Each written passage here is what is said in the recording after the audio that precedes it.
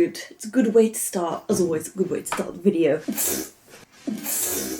It has been a while since I've done a book haul, and I know this because the pile on my desk has got alarmingly large, and so that kind of tells me that I'm due another one of these videos. I have slightly organised this one, slightly themed, not very well themed, but I've tried. Okay, I've made an attempt of theming this haul. Here is everything. This is a 21st century literary fiction haul. This doesn't include everything though that I've bought and then like immediately read. Sometimes you buy something and it will sit on your shelf for 7 years, and other times you'll buy something and it'll be on there for a total of 30 seconds before you're like, actually, I'm in the mood for that now. This is, yeah, Emma's like rough 21st century literature haul. 1, 2, 3, 4, 5, 6 things, not including the stuff that I bought and read immediately. If you're interested in those though, you'll be able to find that like scattered throughout my book vlogs. Hi, hello, and welcome back to my channel, or if you're new, hello, my name is Emma. I make videos about books when I remember. So let's just dive into this because this is a healthy stack, I would like to think. So for context, most of these I bought over the summer. I was about to go, like, my aim was like to read slightly lighter stuff. It's not, it's more just contemporary stuff is objectively easier to read or digest. I kind of figured I would read a bunch of these over the summer. I didn't because I ended up reading The Count of Monte Cristo, which, banger, by the way. You'll be hearing about that soon. We just appreciate that everything is like golds and oranges. And let's start on top of this list in no particular order, just on top of the pile. I bought Khaled Hosseini, A Thousand Splendid Suns. I hadn't bought this because I was so convinced that I had it. I was so convinced I had or this or Kite Runner or Beekeeper of Aleppo, which isn't by him, but I was so convinced that like I had at least one of those 3 books. And in my mind I like grouped them together. I swore up and down that I had this, but then I did a proper look and even checked my mum's library and she also didn't have it. So I think I just told myself at one point that I did own this, and then apparently not. I acquired the goods. This is A Thousand Splendid Suns. So Hosseini is Afghan. He was born in Kabul. He's currently like 60, so the amount of like things that this man has like, you know, been through and like seen his country go through is, you know, crazy. You know, especially at the moment with like very recently how Taliban has completely taken over Afghanistan again, and how women's rights have just once again just plummeted off the face of the fucking earth. And they've had an earthquake recently, and just the amount of like foreign aid that is not getting in, and there is famine, and it's just the age of consent, by the way, for girls in Afghanistan now, girls not women, is 9 years old. Editing them here, sorry, forgive me, it's not Afghanistan where the age of consent is now 9, it's Iraq. They were the ones who lowered it to age 9. In my research I actually couldn't find what the age of consent in Afghanistan now is. Like, how do you fucking know? When it was still the Republic of Afghanistan, I could find laws from like the 70s, from like 1977, that was like 16, but that it apparently, like, depending where you're like Shia or Sunni Muslim, like that it's technically below or something. It's just so fucking bleak. The website I was on was girlsnotbrides.org, by the way, if you're interested. I'll link it below. So there is just a lot of just shit happening, and that's just on top of like, you know, decades of stuff that's been happening in Afghanistan. So I wanted to read A Thousand Splendid Suns. I think I bought it just after the earthquake happened. I think I've said this before, but like, literature is, first of all, an incredibly important vehicle for empathy and understanding. And I've always found that like, I'm really bad with geopolitics, right? I'm not good at learning history and I'm not good with geopolitics. So what I've always done is use literature as that vehicle for understanding and educating myself and learning. And so I think that this is just, you know, again, an expression of that. But also, like, I know that this book is good. Like, I have been told this so many times. It is just something that keeps coming up, and so it's one of those ones that, you know, I'm obviously deeply curious to read it in terms of just it being good, but then also the kind of stuff that you can learn through being exposed to this kind of literature is also very important. And it's one of the reasons I bang on and on and on about, and you know, if you're new, hello, one of the things I bang on and on and on about in this channel is how you should read very widely. You should read very widely, and you should try and read fiction, literary fiction, from everywhere, because it is one of the most important things that you can do in terms of, empathy and understanding. And it really is true that you can live 1,000 lives through reading. And so you should aim and strive to do that, and also hopefully strive to read the good stuff. Miriam is only 15 when she is sent to Kabul to marry Rashid. Nearly 2 decades later, a friendship grows between Miriam and a local teenager, Layla, as strong as the ties between mother and daughter. When the Taliban takes over, life becomes a desperate struggle against salvation, brutality and fear. Yet love can move a person to act in unexpected ways and lead them to overcome the most daunting obstacles with a startling heroism.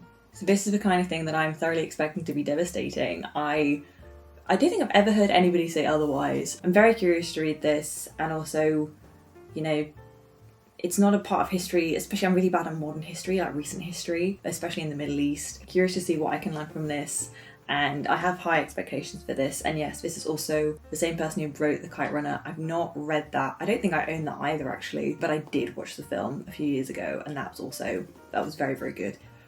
Heavy watch, but that was very, very good. So where do we go now? Let's continue further to the east. Let's go to Korea. I actually have 2 Korean novels. So I read another novel by Han Kang recently, which was Human Acts. I'll link for you the video that I read that in, because that was very heavy. Human Acts is about the government's violent suppression of a student uprising in the 1980s in South Korea, and it's rough. And so I was quite curious to read Han Kang's other novel, which is this, which is written quite in few novels, for which he has won a Nobel Prize. You win a Nobel Prize for your body of work, not for individual texts. But this is also one of her more famous ones. When I spoke to people about having read Human Acts, a lot of people hadn't read that one, they'd read this one. It's like 180 pages, and as far as I understand, it was initially published in smaller separate volumes and then combined into a novel as we see it now. But yes, vegetarian. Young-hae and her husband are ordinary people. He's an office worker and she is a dutiful wife. But their marriage is interrupted when Young-hae, seeking a more plant-like existence, commits a shocking act of subversion. She refuses to eat meat. Thus begins a disturbing, thrilling psychological drama about taboo, desire, rebellion and fantasy. That does sound more up my street. I think it's not that reading about like genocidal acts doesn't sound up my street, but I've seen people predominantly talk about this online and categorize it in, this was on BookTok, forgive me, but categorize it under kind of like weird girl lit. So I am curious to see if that fits into that at all. But what I'm interested in with like Han Kang style is very much that she can be, brutal and unflinching. So I'd like to see how that translates to, a woman's stance with vegetarianism, because you would assume that this isn't going to be that like, but every time people talk about it, they're visceral seems to be the kind of word that I want to say, but it really seems like something that's a lot more powerful than it purports itself to be. So I'm just interested to see like how that translates. It's pretty in pink. This cover is like really kind of cute. I think this is one that I'm expecting to surprise me. I don't know if it's going to be deeply thrilling or whatever, but I think, as far as something that's more psychological insight, that's essentially what I'm more interested in to get from this. So introspection and vibes over plot is the impression that I have. Obviously this is a book haul, so I just give you my impressions why I bought something and read the blurb at you. Like that's most of what my book hauls are, but that's essentially what I'm going off in terms of what I have consumed from other people in terms of recommendations and opinions. Most people who have read Han Kang that I know have at least read this one, so I really am curious to see how it compares to Human Acts, because Human Acts was excellent. Painful to read, but nonetheless it was excellent, so I want to see how this compares, because is this pre or post Human Acts? Because she won her Nobel Prize last year in 2024, so I keep thinking they're like from the 2020s, but they're not. They're actually a little bit older already. And this is from the same translator as Human Acts. Wasn't it also like Women in Translation Month really recently? Yes, this was published in 2007 and originally published in Korean as 3 separate novelettes and then compiled into a novel. Novelettes? Is novelettes a word? Since when is novelettes a word? Anyway, I digress. And this was from, actually that's an important point, when are you from? This is 2007, I think? Yeah, this is published Published. This was first published in Britain in 2007. Were you written earlier than that? This I bought on a massive wall. There's like a massive Waterstones on High Street Ken. This is like irrelevant to like 3 of you. I think I bought this in like in Adult Books in the City of London somewhere. City of London is not the same as London. It's like within. It's called the Square Mile. It's like in the like businessy district of London, which we call the City. So I was like shocked to find Adult Books in the City. And this I bought in Terminal 3 in Heathrow, because there's a massive W.H. Smith there, you're wondering. This is just after I finished reading Han Kang Human Acts, so I was in a taste for more South Korean stuff, especially because I think the last couple years of the East Asian stuff I've been reading, it's always like Japanese. So I've expanded my palette and now we're in South Korea. If you're wondering, I haven't read any Chinese stuff, but I bought some Chinese stuff. What was the Chinese thing that I bought? Romance of the Three Kingdoms. That's the Chinese thing that I bought. There's only really one English book in this pile.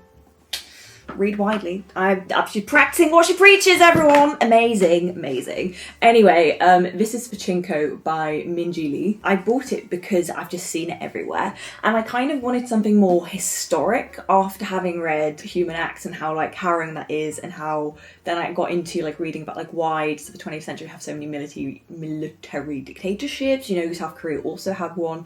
North Korea also has one. So obviously just looking into that and being like, okay, why does this happen? Why does this keep happening? And just sort of like looking into more like the political history of like East Asia. And then I was in the mood for something more historic. And also because I think it's interesting how like East Asia goes through like really rapid and really intense periods of like industrialization and urbanization, which is really interesting if you look at it historically. So I wanted something that was a bit more with like a wider, just like a longer trajectory than something so modern. And so yes, this is meant to be more of like a generational. I'll be honest, this on the cover is what got me. I was like, history! Yeongdo, Korea, 1911. Teenage Sunja, the adored daughter of a crippled fisherman, falls for a wealthy Yuzuka. Yakuza! No, I knew that word. He promises her the world, and when she discovers she is pregnant, that her lover is married, she refuses to be bought. Facing ruin, she accepts an offer of a marriage from a gentle minister passing through on his way to Japan. Following a man she barely knows to a hostile country where she has no friends, Shunju will be forced to make some difficult choices. Her decisions will echo through the decades. Spanning nearly 100 years of history, this is what I thought was so interesting about this. Pachinko is an unforgettable story of love, sacrifice, ambition, and loyalty told through 4 generations of one family. You can see how this got me, okay? And also the TLS, I called it the TSL at one point because I'm so used to saying TFL, which is Transport for London. The TLS, which is the Times Literary Supplement, said it was beautifully realised, and that really does it for me. Like, if somebody puts a quote on from the TLS, I'm like the Times Literary Supplement said it was good, so like obviously I'm going to read it. Like, I'm that kind of snob, okay? That's all you need to know about me. BookTok, sure, but like TSL, TSL, TLS, I'm too dyslexic. I'm curious about history, like I've said about both of these books, but I've already just waved about at you. But this one, for having that more of like pan-generational kind of thing, I think is really interesting, especially through, you know, the Korean 19th century, because so much shit happens. Yeah, very excited to read this. And I hope it's good. This is kind of all I know about it.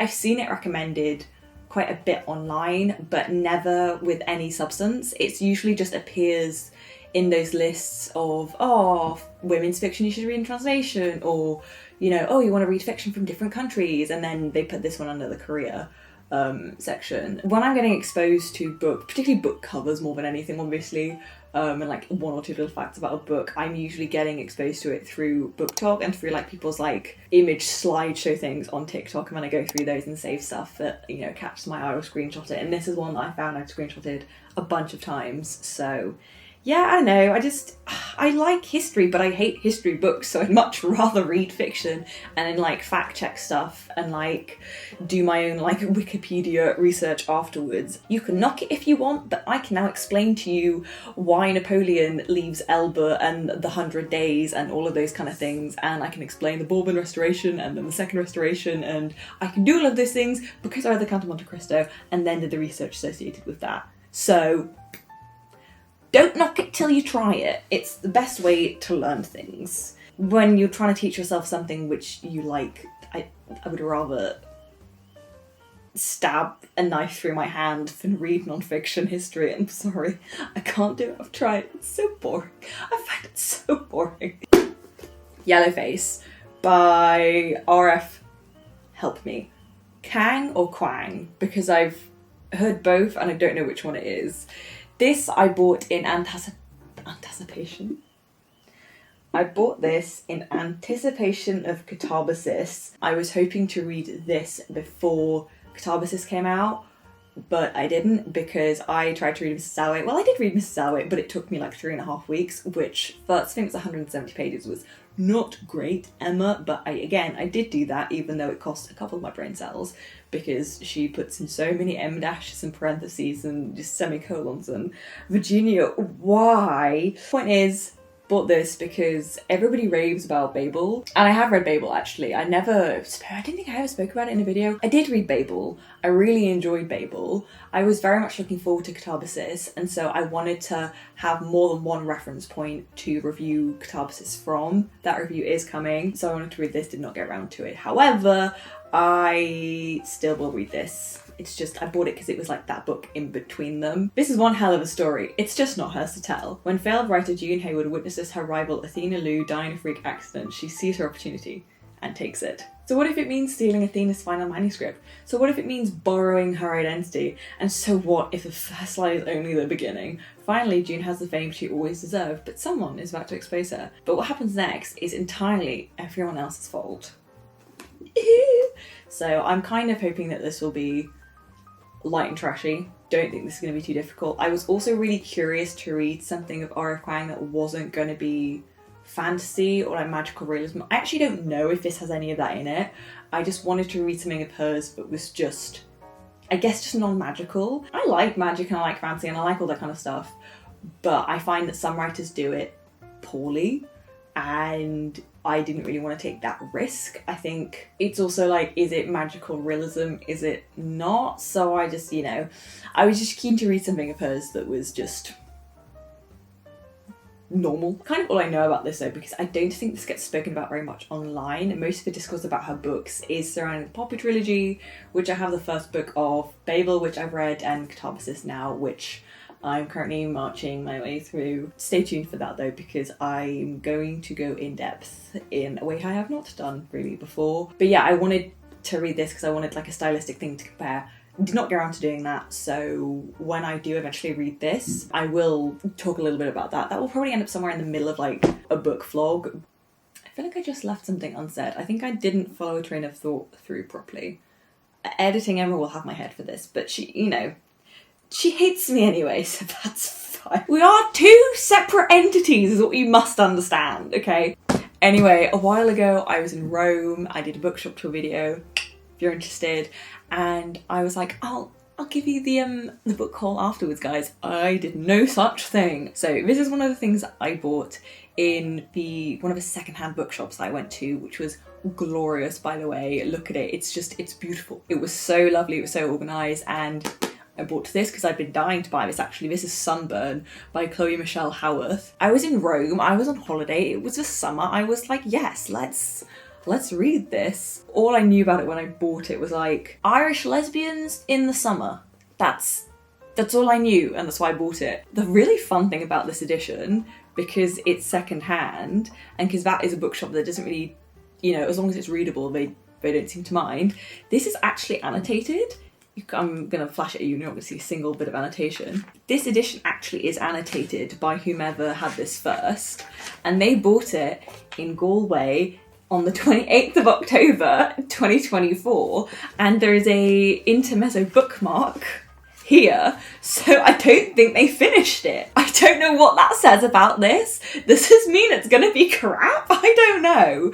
But somebody started reading this and gave up and left it in Rome, and somehow it ended up in a secondhand bookshop, and now I own it in my possession, and now it's in London. How bizarre. Like, this is one of the things I enjoyed about just buying this copy, was like, this book has already lived a life of its own, instead of just like coming into my possession, living on my bookshelf, collecting dust before I deigned to read it. So I thought that was very entertaining. I bought this for like €2-3. It wasn't very expensive. I as you know, annotate my books to Kingdom Come, and people seem to misunderstand this about me. I love when other people annotate books. Like, I love reading other people's annotations. That's like thoroughly part of it. Whenever I like let my friends borrow a copy of something, I always say like, please, yes, of course, annotate, help yourself, you know, just do it in a different pen. And it's fun because it's like having a little conversation with someone, but like in the margins of a book. It's just so fun. Like it's called marginalia, by the way. I learnt this recently. It has a proper technical term. It's called marginalia.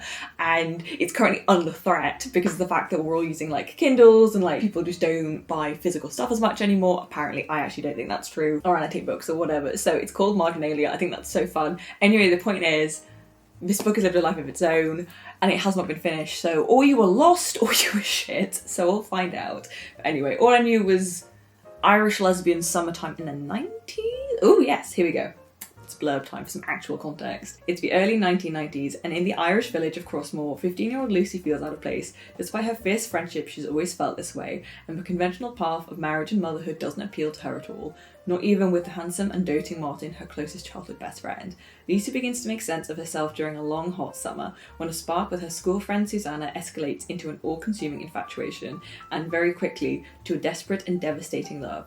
Fearful of rejection in her small and conservative community, Lucy begins to live a double life, hiding the most honest parts of herself in stolen moments with Susanna. But with the end of school and the opportunity to leave Crossmore looming, Lucy must choose between two places, two people and two futures, each as terrifying as the other, and only one can offer her real happiness. I really wish that I'd found a book like this at 20. I mean, I'm saying that obviously without having read this, but I feel like I'm 27. I figured out a lot about like my sexuality and all these kind of things. I figured out I was bi when I was like 15, and so I think even earlier than that. I like codified it when I was 15 in terms of I knew what it was, but I know I'd always felt that way. So I really do wonder if I'd read something like this just a bit younger, how that would have changed and shaped things. So this is from 2023, so this is very, very contemporary. How to put this? It's so nice of how mainstream this now is. You know, like, it's not relegated to Tumblr or to, quiet corners of bookshops or internets or whatever. So, I don't know. I'm curious. I have high expectations of this. And the kind of, like, vibe this book gives off. Forgive me. Okay? It's a book haul. You know what you're getting yourselves into. But damn fucking sec. That's so interesting. R.F. Kuang's Yellowface is published by a different imprint of HarperCollins. She's published by HarperCollins, but this is published by a different imprint. This is by the Borough Press, not Harper Voyager, which is HarperCollins' fantasy imprint, which is what was Per Babel and Octabus have been published under. I have a theory about how R.F. Kuang kind of writes like she's at the mercy of her publisher, or at the mercy of her audience. Her writing gives me whiplash because it's actually can't decide who she's writing for. She wants to write for Penguin, but she's forced to write for HarperCollins.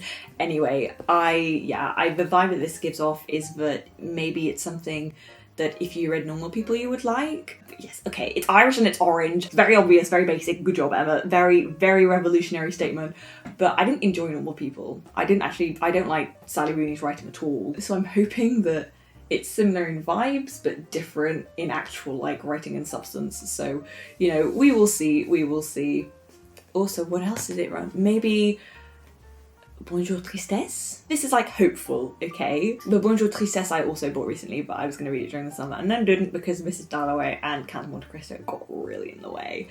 But this in Italy, never told you about it, sorry. Okay, next up, finally, the last one of this book haul, which I think is was this succinct at all? Or have I just mastered the power of the yap better than I usually do?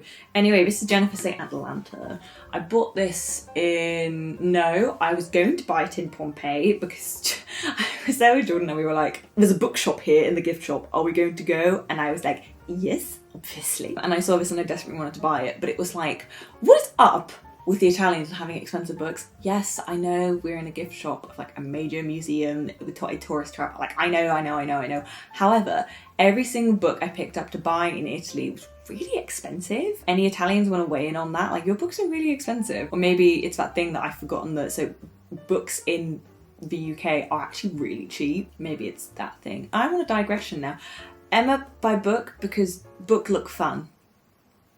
And then I ordered this on my mum's Amazon account, and you're not going to believe this, she's now officially banned me and my brother from buying books on her Amazon account. I can't believe it took this long for this to happen. It is also because my brother, like, the address and name on our Amazon account was always addressed to me. So my dad went through this phase where he genuinely believed that I like have a shopping addiction, and I was like, it's not me. Like, packages would arrive and I had to like fight for myself, being like, Dad, it's not me, it's Louis. It's because my brother buys an inordinate amount of books. If you think I am bad, I'm not even the worst member of my family. I'm not even the worst person in my relationship, because there's so many people in my relationship, but it's my other half of my relationship has got even worse book buying habits than me. Like, I arrive at his apartment and he's like, look, I bought more books. I'm like, Jesus Christ.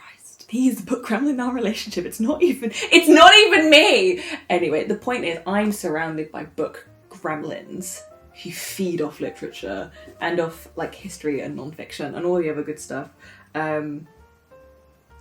The point was, I bought this and then Mum cut us off from the Amazon account for buying books, and devastating, really, truly. But we are adults who own our own money, so maybe she had a point, but that's not the point. Anyway, this is written by Jennifer Saint. She's written a bunch of other books on women in the Greek mythos. Jennifer Saint did classics at KCL, also my alma mater. But what I didn't know was, since September 2022, she's been a visiting research fellow in the classics department there, and that she spent 13 years as an English teacher and shares a love of literature and creative writing with her students. So she also is the one who wrote Ariadne, Electra, and Atlanta is her third one, and she's also, I think, written or writing one on Hiya. And this kind of book fits in with that, like, you know, more contemporary movement of rewritings of Greek mythology and classics from the point of view of women within these stories and myths. Because most of these things are always written from male points of views, or following like the male hero, which is like, it's fine, I guess. But Atlanta is a really interesting like character in Greek mythology, because she really is sort of an exception. And so she's raised by bears and she's a huntress, and it's this whole like, what's her name? Artemis kind of thing. Who am I thinking of? Not Artemis. Who am I thinking of? Is it Artemis? No. This is such an aside. What I was thinking of was this idea in Greek mythology of three virgin goddesses, Athena, Artemis, and Hestia. I was thinking about like virgin huntresses in mythology, but it was just the three virgin goddesses, which are, yes, Athena, Artemis, and Hestia. That's all. It is Artemis! Okay. No, I do know things about Greek mythology. Thank fuck for fucking that. She's just a really interesting sort of character in the mythos, and because she kind of really gets like a byline in like some of the things that I've read, that I just wanted to have like more of a story about her, and I'm anticipating this to be like fairly like easy like reading, so I kind of wanted to have this as like a guilty little pleasure, I guess, because I'm assuming it's going to be a bit poppy, a bit trashy, not in like a bad way, but just in like it's not going to be like heavy highbrow literary fiction. I think it's just going to be something fun, and I'm hoping it's just something fun, really fun in the way that, Song of Achilles and Circe were it's like fun and light. Circe is better than Song of Achilles, and I will die on that hill, by the way. But anyway, the mesmerising story of the only female Argonaut, told by Jennifer Saint, best-selling author of Electra and Ariadne. When a daughter is born to the king of Arcadia, she brings only disappointment. Left exposed on the mountain, the defenceless infant Atlanta is left to the mercy of a passing mother bear and is raised alongside the cubs under the protective eyes of the goddess Artemis. See, I do know what I'm talking about. It's incredible when that happens. Swearing that she'll prove her worth alongside the famed heroes of Greece, Atlanta leaves her forest to join Jason's band of Argonauts. But can she carve out her own place in the legends in a world made for men? This is something I'm really excited to read. And also, look at this beautiful greyhound. If you were in total side note, but if I could have any dog, I would get a whippet. I love sighthounds, okay? Love sighthounds. I love them so much. They are so gorgeous.